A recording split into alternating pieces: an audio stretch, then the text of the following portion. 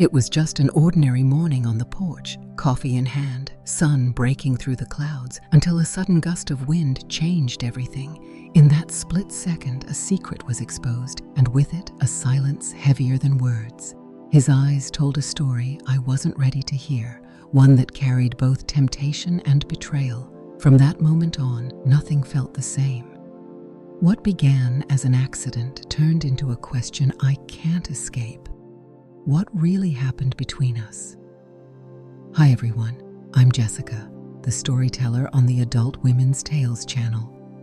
Here, I'll share stories about love, conflicts, betrayal, and infidelity within families. These stories offer a deep look into relationships and the challenges families face.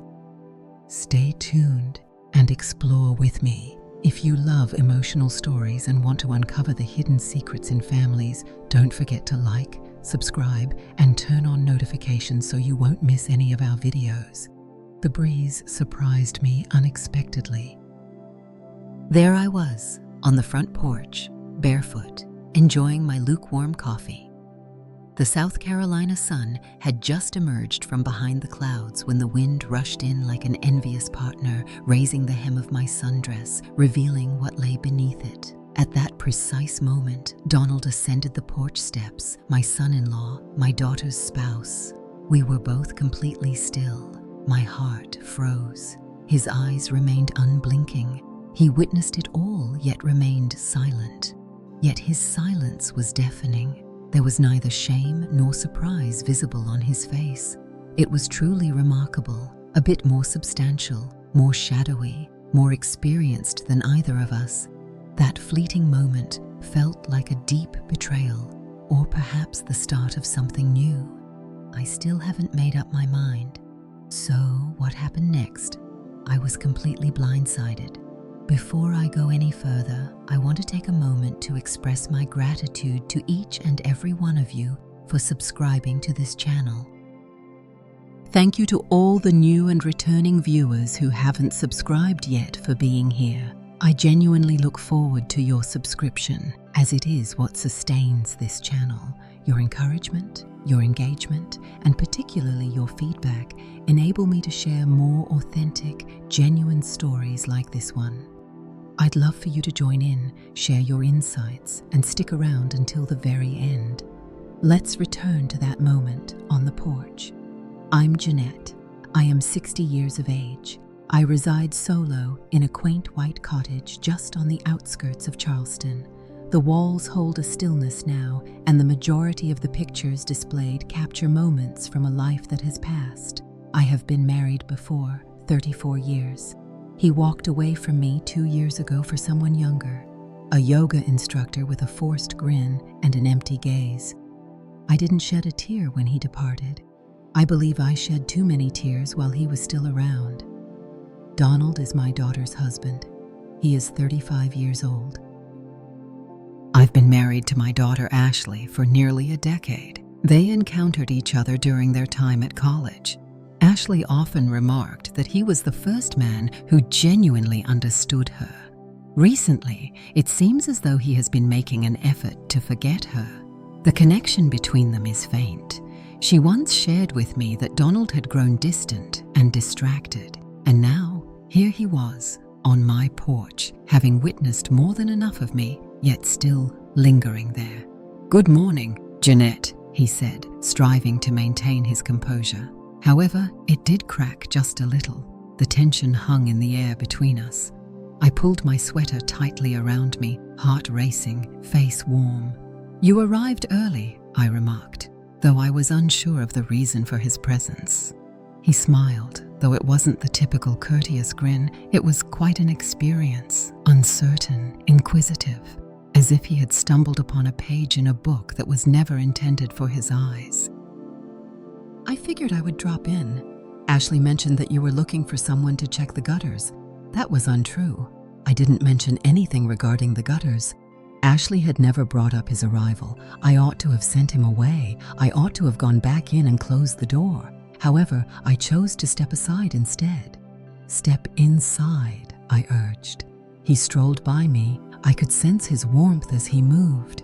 He kept moving forward without a glance behind, yet his silence remained. That evening, I caught my reflection in the mirror. Instead of focusing on wrinkles or counting the years, I find myself confronting one daunting question. What was it that he observed? What was my reason for wanting him to see it? I wish I could say that was the conclusion. It was merely an error swept away by the wind. However, Donald returned, and the next occasion, he lingered longer. Donald returned the following afternoon. I didn't request him to do that. Ashley also remained silent on the matter, but there he was, rolling into my driveway as if it were his own, sporting that familiar laid-back style, worn jeans, a grey t-shirt snug against his torso, and that effortless confidence he always exuded. This time, I was ready. I put on a nice dress with a slip underneath and opted for flat shoes. Nothing exposed, no movement in the air. I offered him a courteous smile and made an effort not to gaze at his face for too long, because I understood what those eyes had already witnessed. "Are you still concerned about those gutters?" I inquired, attempting to keep it casual. He laughed softly, massaging the nape of his neck. I thought I might take a look at the kitchen sink. Ashley mentioned that the faucet was leaking. Yet another falsehood. My faucet was perfectly fine. Yet I opened the door once more. I allowed him back in once more, and this time he remained. He took a seat at the kitchen table as I busied myself around the room, feigning an effort to organize items that were already in order. His gaze seemed to trail after me, but not in an eager way, not quite. It moved at a slower pace, inquisitive, ambivalent. "How are you holding up?" After a lengthy pause, he inquired. That question carried more weight than it ought to have. I hesitated for a moment before giving a nod. "I'm doing well. What makes you curious?" He gave a slight shrug, his thumb leisurely gliding along the edge of his coffee mug. "You've been a bit more reserved lately." I took a seat opposite him, placing my hands neatly in my lap. "I've been more reserved lately." He grinned. "This is not for entertainment, more akin to acknowledgement." He acknowledged that. "Recently, I've been moving through the house with Ashley, sensing a vibe of being a visitor.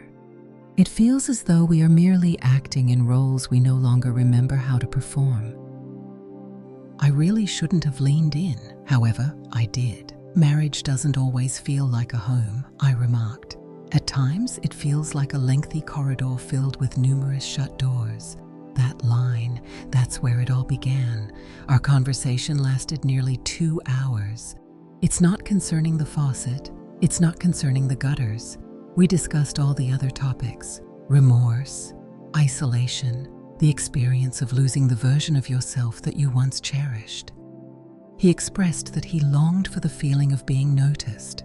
At times, it felt as though Ashley spoke to him as if he were merely an afterthought. I shared the truth with him. I had never voiced my thoughts. "I don't miss my husband," I stated. "I long for the person I was when I felt cherished." Following that, there was a stillness. Not uncomfortable, not even upset, simply complete, electrified. Suddenly, our hands met unexpectedly. Only the tips of our fingers. Our hands brushed together as he reached for the sugar, yet neither of us made a move. Initially, no, I ought to have stepped back. However, I did not. I lingered in that moment, pulse quickening, questioning if it was inappropriate to desire something so straightforward, to feel a connection, to gain attention, to leave a lasting impression. When my husband departed, he left his belongings behind. He bequeathed me the couch, the mattress. The hangers in the closet are empty, yet the most significant thing he took with him as he left was the sensation of being acknowledged. He had ceased to make contact with me long before he left. Absolutely no disputes, only quiet, and a gradual dimming of longing that resembled a fragmented demise. Indeed, I showed my vulnerability. I was receptive, and Donald noticed that. He returned repeatedly, not due to the leaking sink. He returned repeatedly, drawn by a sensation in this house that was absent in his own. That evening, as he prepared to depart, he hesitated at the doorway. He spoke softly, revealing, "I share things with you that I don't even tell Ashley." "Is that incorrect?" I gazed into his eyes, calm yet uncertain simultaneously. "Perhaps I mentioned, yet it seems genuine." He gave a slow nod. "That's the reason I always return here." He departed before I had the chance to say anything more, yet I lingered by the door long after it closed. And I was aware, the next time he arrived, I wouldn't inquire about the reason. The third time Donald visited, it wasn't concerning the gutters, the faucet, or any repairs needed. It was a Saturday afternoon. My daughter took the kids to see her in-laws. Donald was meant to be out on the golf course with his buddies. Yet, he turned into my driveway as if he had already decided what he was going to do. He simply walked in. He stood at the door, a new spark in his gaze. This time, everything is clear, only quiet. I opened the door, moved to the side, and he entered as if it was second nature to him. We didn't talk immediately. I brewed some tea. He perched on the edge of the couch, surveying the living room as if it had transformed into his refuge, comforting, inviting, yet off in some way. This time, there was no breeze, no raised hem. Without a coffee cup to shield myself, the burden of everything that had been implied but not expressed. The sunlight poured over the carpet. The atmosphere surrounding us was heavy. I could sense it on my skin, much like the heaviness of humidity. The silence didn't beckon for any words. It was the sort that required a choice. He slowly turned to me. "I find myself thinking about you," he remarked. Exceeding what is necessary, I took a seat next to him. My hands shook nervously in my lap. "When you're here, do you find yourself thinking about Ashley?" His jaw clenched slightly. I made an attempt. That response cut deeper than a simple rejection would have. We were side by side, nearly in contact, yet near enough to sense the energy coursing through each inhale. I shut my eyes, not to flee, but to sense more distinctly. My mind, my physique, the perilous beat of my heart. And then the moment arrived, the one that will always stay in my memory. He extended his hand, deliberately, not to make contact, but to embrace the distance that separated us. His hand lingered, palm up between us, poised. I wanted to take it, but I didn't. And that sufficed. He moved in closer, not for a kiss, not to overstep, but to gauge if I would take that step. I remained still. I refrained from leaning in. However, I also did not relocate. It wasn't about our actions. It was something we nearly accomplished. He withdrew, his breath trembling. "We ought to refrain." He murmured, "I understand." I mentioned. We sat there, gazing forward, as if that instant had transformed everything that had happened prior. That marked the final occasion Donald visited by himself. Yet the quietness that lingered between us remained unchanged. Ashley observed initially. She inquired about why Donald appeared to be more reserved in my presence. Reasons for his lack of eye contact during family dinners. Why did he always seem guilty whenever I mentioned her name?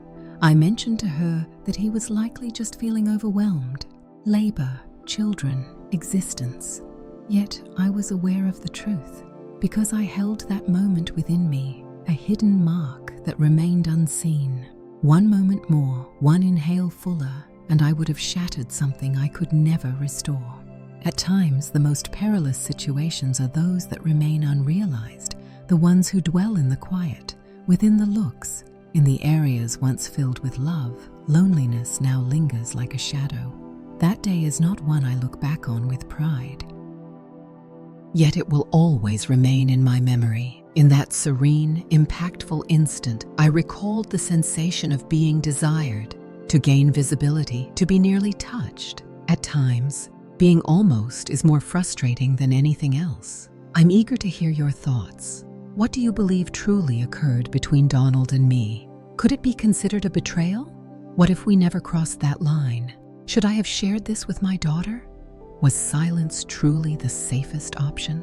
Share your thoughts in the comments below. I went through each and every one. If this story resonated with you, be sure to give it a thumbs up, share it, and subscribe for more. This channel thrives because of your support. Thanks for being present. See you later. That's it for today's story. If you found it moving, don't forget to share the video with your friends and family. I'd love to hear your thoughts, so leave a comment below. Be sure to like, subscribe, and turn on notifications so you never miss another story. Thanks for watching, and I'll see you in the next video. Have a great day.